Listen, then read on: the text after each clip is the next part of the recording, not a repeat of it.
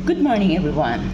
So naniniwala ba kayo sa sinasabi nila na kapag daw hindi mo sinasadya na nakalabas ka na ng bahay, and then pagkalabas mo ng bahay doon mo lamang napansin na baliktad pala ang iyong kasuotan, gaya po ng iyong t-shirt.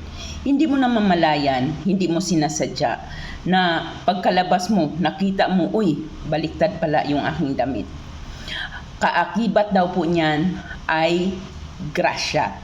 Ibig sabihin, kapag nangyari ito sa iyo, yung hindi mo po sinasadya ha, yung hindi mo sinasadya, basta nung paglabas mo, napansin mo na lang, oy, bakit baliktad pala yung damit ko? Ito daw po ay may perang paparating sa inyo.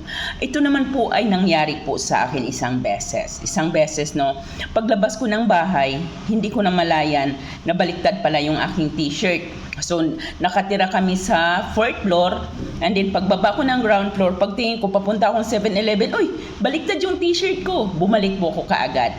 And then, kinabukasan po ay nag-message po ang aking pinsan na kasama po ako sa DSWD na bibigyan ng sa solo parents. First time ko pong kumuha nun.